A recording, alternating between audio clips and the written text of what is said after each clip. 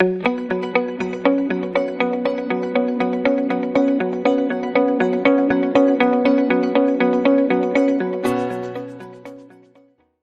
다 같이 당신은 최고 찬양하면서 우리 옆 사람 보고 미소로 인사하고 대화로 칭찬합니다. 주 안에서 모인 당신을 환영합니다. 반갑습니다. 잘 오셨습니다. 예배 사모하는 당 축복합니다. 축복합니다. 당신은 최고 승리하세요. 세상에서 승리하세요. 당신은 최고 사랑합니다. 우리 모두 오늘도 화이팅. 당신은 최고 승리하세요. 세상에서 승리하세요. 당신은 최고 사랑합니다. 우리 모두 오늘도 화이팅. 할렐루야. 우리 엄지척 들고요. 따라서 인사합니다. 하나님은 성도님을 최고로 사랑하십니다. 저도 성도님을 최고로 사랑하렵니다. 하나님 최고, 성도님 최고, 대한교회 최고, 우리 모두 최고. 할렐루야. 오늘 설교 제목은 따라합니다. 대한교회는 다음 세대를 세우는 베스트 교회입니다. 여러분, 우리 교회가 우리 자녀들을 믿음의 세대로 세우는 베스트 교회, 최고의 교회 되기를 원하시면 아멘. 사랑하는 교회 여러분, 여러분은 교회를 얼마나 사랑하십니까? 또 어떻게 사랑하십니까? 인생의 방황은 하나님을 만나면 끝나고 신앙의 방황은 좋은 교회를 만나면 끝난다는 그 말에 저는 100% 동의합니다. 영어로 하나님을 믿지 않는 사람을 The Lost 이렇게 표현하기도 합니다. The Lost, 잃어버린 자들, 잃어버린 사람들이라는. 누구를 잃어버렸어요? 집을 나간 탕자가 아버지를 잃어버리고 세상에서 죄 가운데서 방황하며 기진하며 죽게 되죠. 죽을 고생합니다. 그리고 아버지께 돌아가야 되겠다 해서 돌이켜서 아버지 집에서 아버지를 만났을 때 그의 인생의 방황이 끝나고 기쁨과 행복을 얻지 않습니까? 마찬가지입니다. 하나님을 잃어버린 죄인이 더 로스트, 잃어버린 자들입니다. 그들은 세상에서 죄 가운데서 이리저리 방황합니다. 결국 기진하여 죽고 성경에 따르면 멸망케 된다는 것이죠. 그런데 살 길이 있습니다. 그 살 길이 무엇입니까? 탕자처럼 아버지 하나님께로 돌아오는 것입니다. 하나님께 돌아와서 예수 믿고 하나님을 만나는 것입니다. 하나님 만나면 더 이상의 인생의 방황이 끝나게 되고 참된 기쁨과 만족과 행복을 얻게 될 줄로 믿습니다. 그렇습니다. 모든 인생의 방황은 하나님을 만나면 끝이 나는 것입니다. 그런데 하나님을 믿는다고 하면서 교회를 등지고 이리저리 신앙의 방황을 하는 자들이 참 많아요. 그런 자들을 가나안 교인이라고 합니다. 교회에 안 나가는 교인, 가나안 교인 엄청 많습니다. 그들은 적과 꿀이 흐르는 가나안인 교회를 찾아서 광야 같은 세상에서 방황하는 것이죠. 그런데 코로나 팬데믹 이후로 가나안 교인이 아니라 플로팅 크리스찬이라는 사람들이 많이 뜨고 있어요. 뿌리가 없어서 물에 둥둥 떠다니는 것을 플로팅, 영어로 플로팅 이렇게 표현하거든요. 이게 우리가 코로나 팬데믹으로 온라인 예배를 드렸습니다. 교회 못 오고 온라인 예배를 드렸는데 본교회 온라인 예배만 드린 것이 아니에요. 유튜브로, 인터넷으로 이 교회 저 교회 이 설교 둥둥둥 떠다니면서 은혜를 많이 받았어요. 그러면서 교회에 대한 소속감, 뿌리의식이 약해지기 시작했어요. 우리 교회 내 교회라는 소속감, 그 뿌리의식을 잃어버리게 된 것입니다. 그러다 이제는 방역규제가 다 해제되어서 다 함께 모이게 됐어요. 근데도 교회를 안 나오는 거예요. 나는 온라인 예배가 좋다라고 하면서 소속감이 없이 온라인 예배로 그저 만족하고 그냥 예배를 드리는 것입니다. 커피 없으면 차 마시면 되듯이 현장 예배 대신에 온라인 예배면 되겠다라고 하면서 교회에 안 나와요. 이런 사람을 플로팅 크리스찬이라고 합니다. 심지어는 본교회 온라인 예배가 아니고 장안에 유명하다는 유명 목사님들 또 유명 교회들의 설교를 듣고 예배를 드리는 거예요. 한 군데, 두 군데, 세 군데, 네 군데 둥둥둥둥 유튜버 인터넷 떠다니면서 뿌리의식 없이 그렇게 신앙생활하는 유형이요.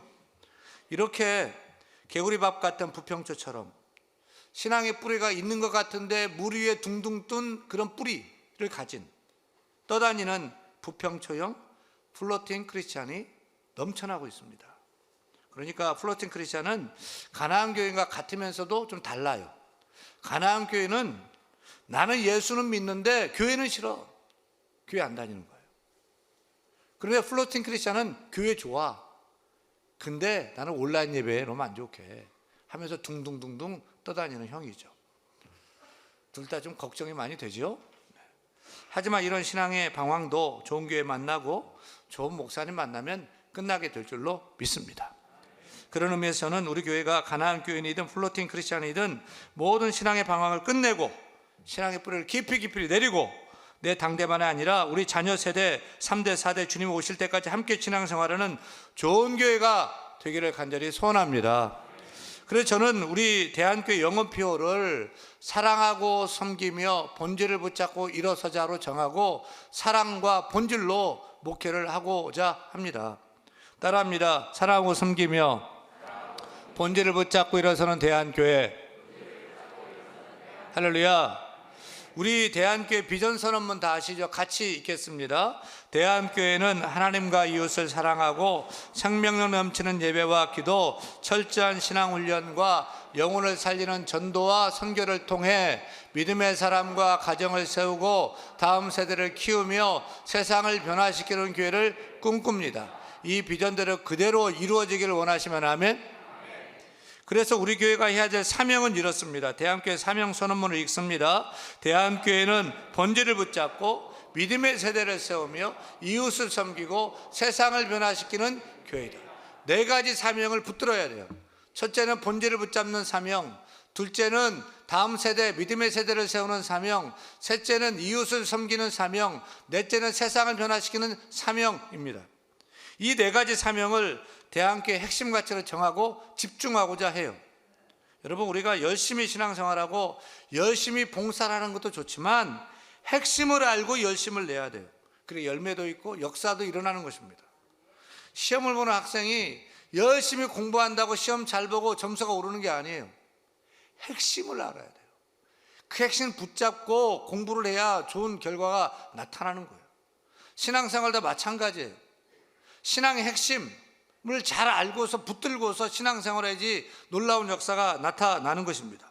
허공을 치는 신앙생활은 헛될 뿐입니다. 그래서 우리 교회 사명 핵심 가치를 영어 BEST, best로 정리를 했습니다. 첫 번째 사명 B, Building on the Foundation, 본질을 붙잡는 교회. E, Educating the Next Generation, 다음 세대를 세우는 교회. S, Serving the Neighborhood, 이웃을 사랑하고 섬기는 교회. T, Transforming the World, 전도 선교 장학 구제로 세상을 변화시키는 교회. 할렐루야. 여러분, 세상에는 교회가 참 많습니다. 좋은 교회도 많아요. 그런데 우리 교회가 베스트 교회, 최고의 교회가 되기를 저는 원합니다. 인생의 방황하는 자들도 우리 교회에 와서 하나님 만나고 더 이상의 방황을 다 끝내게 되는 교회가 되었으면 좋겠어요. 방황이 끝나고 행복이 시작되는 교회가 되기를 소원합니다. 신앙에 붕붕 뿌리가 없이 둥둥둥둥 떠다니는 그런 사람들도 우리 교회에 와서 뿌리를 깊이 쭉쭉 내리는 것입니다. 그래서 우리 모두가 대한교회라는 은혜의 시냇가, 말씀의 시냇가, 생명의 시냇가의 뿌리를 깊이 내리는 심겨진 나무처럼, 물가까지 시냇가에 심겨진 나무처럼 물가까지 뿌리를 깊이 내려서 철을 따라 열매를 맺는 것. 인생의 봄에도 여름에도 가을에도 겨울에도 열매를 맺고 큰 나무가 되어서 잎사귀가 무성한 그런 교회가 되고 성도가 되고 모든 범사가 형통케 되는, 하나님이 찾으시고 하나님 기뻐하시는 그 교회 말입니다. 또 우리가 찾고 소원하는 그 교회가 우리 교회가 될 수 있도록 같이 손잡고 교회를 세워나가기를 간절히 소원합니다. 지난 주일에 베스트 대한교회는 첫째로 B, Building on the Foundation, 본질을 붙잡는 교회로 우뚝 서야 된다고 설교를 했습니다. 여러분, 우리 대한교회는 신앙의 본질, 신앙생활의 DNA인 예배, 기도, 복음 붙잡고 나아가야 합니다. 그런데 이 일을 이렇게 대그룹 모임으로 수백 명, 수천 명 모여가지고 구체적으로 진행하기가 어려워요. 그래서 각 남녀 전도회별로 소그룹을 4명, 5명 정도로 나누어서 같이 성경도 읽고 같이 말씀도 나누고 두 손 잡고 같이 기도하고 밥도 먹고 교제함으로 하나님의 블레싱, 복 주시는 건강한 신앙생활, 교회 생활을 하려고 합니다. 신앙생활 나 혼자 설 수 없습니다. 함께 해야 합니다. 여러분 3월부터 시작되는 소그룹 사랑방에 참여해 주시기를 부탁합니다. 이제부터 대한교회는 대그룹인 장년 이런 그룹과 중그룹인 남여전도회와 소그룹인 사랑방을 통해서 본질을 붙잡는 교회로 우뚝 서고자 합니다. 둘째, 베스트 대한교회는 이 Educating the Next Generation, 따라합니다. 다음 세대를 세우는 교회. 그렇습니다. 다음 세대를 세우는 교회로 나아가고자 합니다. 저는 교회 다음 세대요, 믿음의 다음 세대를 생각하면 동화 피리 부는 사나이 이야기가 제일 먼저 생각이 나요.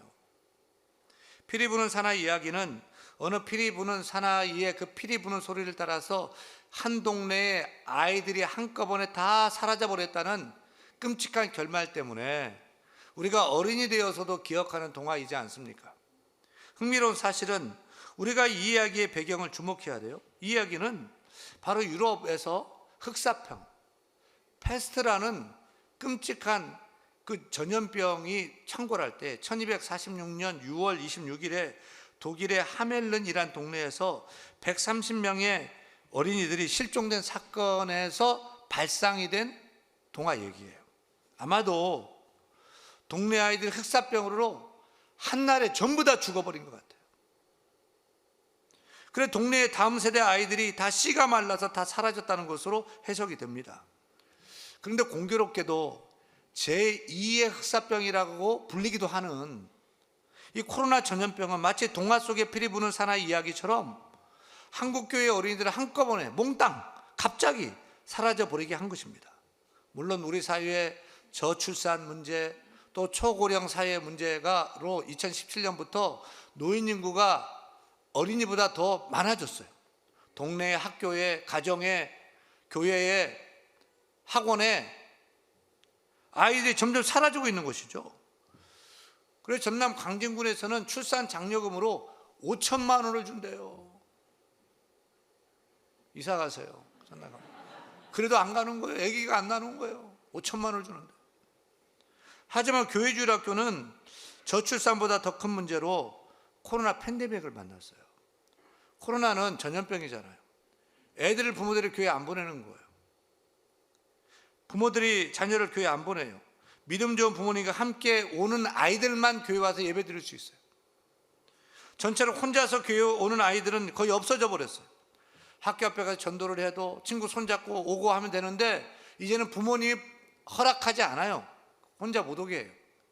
우리가 어렸을 때는 학교 마치면 집에 안 가고 교회 와서 놀다가 집에 가고 친구 전도해가지고 교회 그냥 막 데려오고 그랬는데 이건 지금 불가능한 사회가 됐어요. 엄마 아빠 차 타고 교회 와서 예배 드리고 엄마 아빠 차 타고 다 돌아가는 아이들만 지금 교회에 고스란히 남은 거예요. 코로나 이후로 이런 현상은 더욱더 두드러지게 됐습니다. 그 결과 교회마다 어린 주일학생들이 없어서 주일학교가 폐교되고 있는 실정입니다. 한국교회 70% 80%의 교회가 교사는 있는데 학생들이 어린아이들이 없어요. 정말 코로나로 작년 목회도 걱정이지만 주일학교는 더 큰 걱정입니다. 이것은 어쩌면 다음 세대인 주일학교가 교회에서 다 사라져버리고 다시 돌아올 수 없는 동화 같은 얘기가 실현될 수 있다는 거죠. 사랑하는 여러분, 피리 부는 사나이의 마법을 믿는 것은 아니지만 정말 모이지 않는 주일학교를 다시 모이는 주일학교로요, 흩어진 주일학교를 다시 몰려오는 주일학교로 다음 세대를 세울 수는 없을까요? 그래서 저는 우리 대한교회가 피리 부는 교회가 됐으면 좋겠다. 목사도 여러분들 피리 부는 사나이가 되어서 흩어진 다음 세대를 불러 모을 수 있는 그런 교회가 되고 흩어진 청년들을 불러 모아서 믿음의 사람으로 세우는 그런 피리 부는 그런 교회요, 다음 세대를 세우는 교회를 꿈꾸며 목회하고자 합니다. 그렇다면 어떻게 우리 교회가 다음 세대가 넘쳐나고 청년들이 넘쳐나는 교회로, 어린 생명들의 찬송과 기도 소리가 그치지 않고 웃음소리가 그치지 않는 교회로 만들 수 있을까요? 아무리 생각해도 답은 이거밖에 없어요. 온 교회가 전 교인이 믿음의 다음 세대 세우는 일에 사활을 걸어야 돼요. 다음 세대 주일학교에만 맡겨가지고 안 되는 거예요. 아이 하나 키우는 데는 마을 전체가 필요하다는 아프리카의 한 속담처럼 온 교회가 다음 세대를 세우는 일에 팔을 걷어 붙여야만 해요. 믿음의 다음 세대를 세우기 위해서는 목회 패러다임을 바꿔야 돼요. 장년 중심의 목회를 탈피해서 다음 세대를 세우는 목회로 나아가야 돼요. 아이들이 있어야 오늘도 있고 내일도 있는 것이 아닙니까? 우리의 문제가 무엇입니까? 교회마다 장년 중심, 어른 중심의 목회를 하는 것입니다. 여기서 질문해야 돼요. 진정 장년 중심의 목회를 할 때 다음 세대가 일어날 수 있겠는가? 안 되는 것입니다. 주일학교보다 어른 중심의 목회를 하는 교회에서, 더 관심 갖는 교회에서, 더 돈 쓰는 교회에서 다음 세대가 힘있게 일어날 수 있을까? 안 되죠. 그럼 어떻게 다음 세대를 세울 수 있느냐? 답은 뻔한 것입니다. 우리 교회 다음 세대가 넘쳐나기 위해서는 장년 중심의 이런 목회가 아니라 이걸 탈피해서 믿음의 다음 세대를 세우는 목회로 돌아서서 아이들에게 투자하고 격려하고 응원하고 온 교회가 힘써서 일에 달려들어야 돼요. 다음 세대를 살리자고 말만 해가지고는 안 돼요. 기도만 하고 관심만 가져서는 안 돼요. 다음 세대를 위해서 투자해야 돼요. 최고의 교육공간과 시설에서 최고의 선생님들에게 최고의 신앙교육을 받을 수 있도록 최고의 교육 콘텐츠와 환경을 조성해 줘야만 되는 것입니다. 그래서 우리 교회가 이런 코로나의 팬데믹, 또 우크라이나의 전쟁, 고물가, 고환율, 고이자 이런 가운데서도 다음 세대를 세우고자 교육관을 건축하기로 결정을 한 것입니다. 사실 교육관 건축의 시작은 이런 생각이 시작이 된 거예요. 제가 처음 동사 목사로 와서 지하 초등부실, 지하 예배실이요, 그걸 5천만 원가량 들어가지고 리모델링을 한번 했어요. 그런데 고쳐도 여전히 고가 낮고 여름에는 막 습기 차고 물 차고 또 장의자가 막 다 있어가지고 아이들에게 예배드리는 환경이 안 돼서 애들이 막 장의자 뒤로 밀어놓고 비닐을 돗자리 깔아놓고 거기서 뛰면서 예배를 드리는 거예요. 담임 목사를 그거 쳐다보는데 너무 애들한테 부끄럽고 미안해요. 너무 미안하고 속상하고 얼굴을 못 들겠더라고요. 그래서 장로님들에게 초등부실 리모델링 해야 됩니다. 초등부실 리모델링. 여러 차례 말씀드렸더니 장로님들이 고개를 흔들면서 목사님, 초등부실 수억 들여 리모델링 해봤자 선한 것이 나올 수가 없습니다. 거기는 공간 자체가 안 됩니다. 차라리 그 돈 미천 삼아가지고 교육관을 지어보는 게 어때요? 이러는 거예요. 또 한 가지는 우리 부목사님과 저희 가정이 교육동 2층 3층에 살았어요. 건물이 좀 낡았잖아요. 여름에 물이 막 많이 샜어요. 제가 살던 3층은 비가 내리면 물이 여기저기 막 쏟아져 가지고 그날은 잠을 잘 수가 없는 날이 태반이었어요. 멀리 출타하는데 서울에서 비가 온다 그러면 그때부터는 여행이고 뭐고 집에 물 샐 걱정이 아무것도 할 수가 없었던 세월 한 10년 그렇게 살았었어요. 이런저런 이유로 우리 장로님들이 빚을 내서라도 다음 세대 세우기 위해서는 교육 공간을 마련해야 됩니다. 그리고 부목사님들도 사람인데 주거 환경이 깨끗하고 좋아야지 열심히 목회할 거 아닙니까? 라고 하면서 그 일을 하자는 거예요. 근데 저는 못해요. 안 돼요. 허락을 안 했어요. 어떻게 해요? 코로나예요. 돈 없어요. 못해요. 그랬더니 목사님 할 수 있어요. 할 수 있어요. 끝까지 가면 됩니다. 저는 믿음 없는 소리를 했는데 장로님들이 믿음 있는 소리를 하셔가지고 계속 그렇게 말씀하셔가지고 그러면 한번 해보십시다 라고 해서 교육관 건축을 결정하게 됐어요. 그러면 우리가 함께 믿음의 다음 세대를 세울 교육공간이 어떤 모습일지 여러분 무척 궁금하실 텐데요. 오늘 조금만 공개를 좀 하겠습니다. 이게 전면인데요. 10층입니다. 지하 1층 10층으로 짓습니다. 길가에서 바라본 모습입니다. 본관과 교육동을 다리로 연결하고요. 밑으로도 교육동으로 또 엘리베이터도 10층까지 올라가 계단도 있고요. 그렇게 진행이 됩니다. 앞에 이렇게 이제 공간들이 있는데 그다음 보여주세요. 앞에 공간은 주일에는 주차 안 하고 싶어요. 아이들 뛰어놀기도 하고 또 거기에 의자도 갖다 놓고 교인들이 그렇게 막 하면서 교제하는 공간 만들었으면 좋겠어요. 저게 이제 뒷면에서 바라본 전체 이제 투시도입니다. 지하 콘서트홀입니다. 또 중등 고등부 청년들 예배할 수 있는 그런 공간이 한 120석 정도 될 것 같습니다. 지하 내부는 어떤 모습일지 궁금하시죠? 잠깐 들어가 보겠습니다. 이제 현재 우리 예배당입니다. 본관 건물이고요.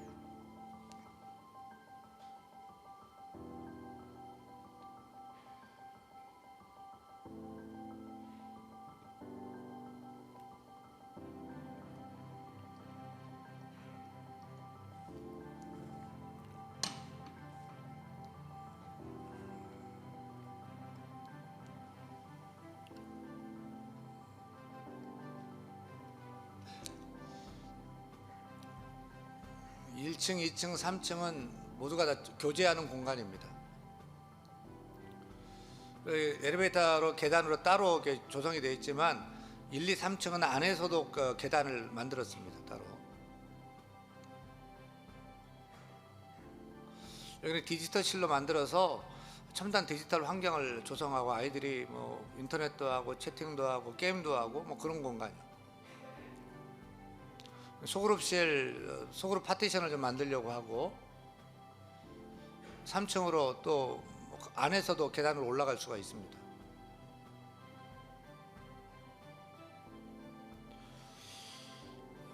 (3층에) 여러 소그룹실이 있는데 이만한 아이들 플레이그라운드 하나 좀 만들었으면 좋겠다 생각을 좀 구상하고 있습니다.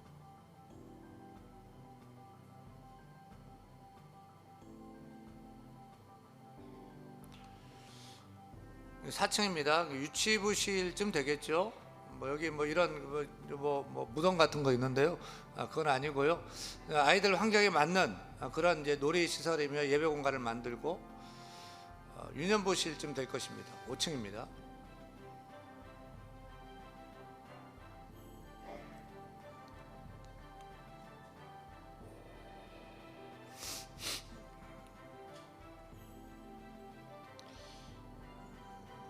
(6층은) 초등부실쯤 될 것입니다. 누구의 공간은 아니고 함께 다 쓸 거예요. 초등부실 이렇게 단정 지을 수가 없어요. 함께 쓸 거예요.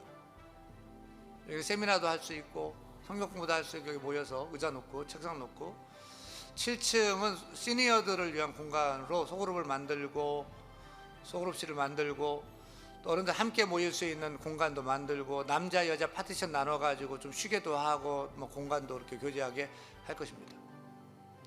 8, 9, 10층은 사택동이고요. 이제 지하 콘서트홀로 내려갑니다.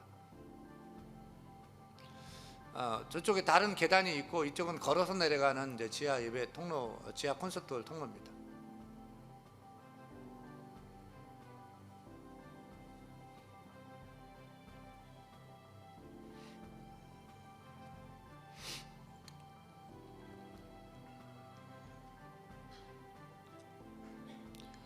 (120석) 정도의 이 콘서트홀로 아이들 중등 고등 예배도 드리고 청년들도 모이기도 하고 또 우리 장년들도 모여서 뭐 나눔을 가질 수 있는 그런 뭐 찬양 마음껏 여기서 무엇이나 할 수 있는 그런 공간을 만들고 또 로비도 뭐 지하에 따로 만들어질 것입니다.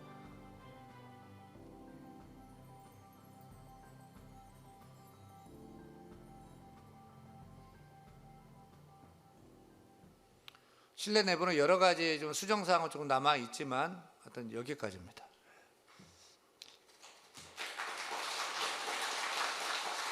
우리가 음식을 먹으려면 그릇에 담아야 돼요. 다음 세대를 담기 위한 교육 공간이 필요한 거예요. 이 교육 공간을 어떻게 사용할 것이냐? 저는 주일학교 뭐 주일 예배 하루 드리게 하려고 뭐 이 수십억을 들여가지고 이 건물을 지으려고 하는 것이 아닙니다. 일단 아이들이 교회 와서 막 놀게 하고 싶어요. 교회가 놀이터가 되고요. 집보다 더 좋은, 어디보다 좋은 놀이터가 되고요. 우리 또 청년들 또 3040 세대 만남의 광장이 되어야 합니다. 신앙의 도서만이 아니라 최신의 애플 컴퓨터 막 쭉 배치를 하고 또 컴퓨터 또 게임기 애들 모여가지고 집에서 게임하는 것보다 교회 와서 게임하는 게 더 좋잖아요.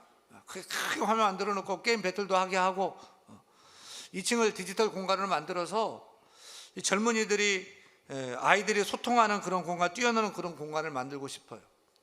지하 예배실은 홍대에 콘서트장이 많다는데 안 가봤지만 양천구에도 좋은 콘서트장 하나 조그만 거 하나 만들면 어떨까라고 해서 그런 발상으로 지하 예배실 콘서트장 하기로 했는데 그 콘서트장 그거 하나 아니라고 한 12억, 10억대가 넘어요. 그 발상을 해가지고 젊은이들이 하여간 마음껏 예배하고 찬양하고 그 끼를 배출하게 하기 위해서 일을 추진한 것입니다.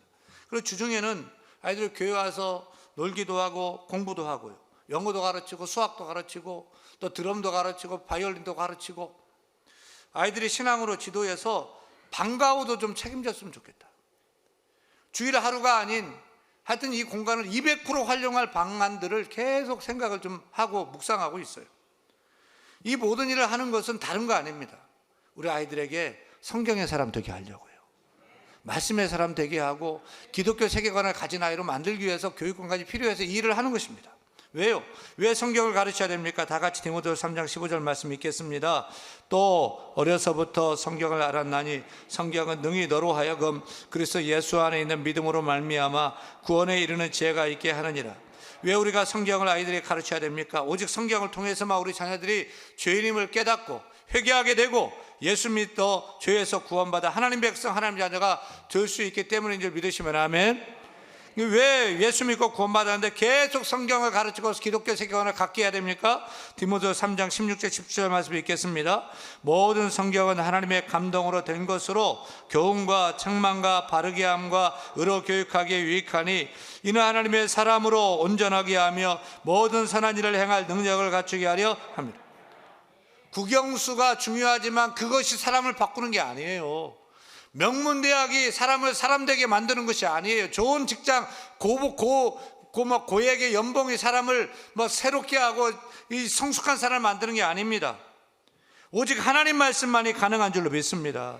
오직 하나님 말씀만 우리 자녀들이 바르게 살 수 있도록 교훈하고, 잘못할 때는 말씀이 성경이 그들을 책망하고, 삐뚤어진 몸과 마음을 바르게 하고 의로 교육해서 우리 자녀들 하나님의 사람으로 온전하게 하고 예수 그리스도를 닮아가는 사람으로 온전하게 해서 모든 선한 일을 행할 능력을 갖춘 그런 사람을 만들기를 오직 성경 하나님 말씀밖에 없는 줄 믿으시면 아멘. 그 믿음 때문에 그러는 거예요. 사랑하는 여러분, 다음 세대가 사라지고 있어요. 큰일이에요. 다음 세대를 살리는 일은 너무나 시급해요. 이를 위해서 우리 교회는 전 교인의 온 교우가 다음 세대 세우는 일에 사활을 걸어야 돼요. 교육관 짓는 일도 안전하고 은혜롭게 멈춰지지 않도록 재정적으로 넘칠 수 있도록 기도해 주시기를 소원합니다.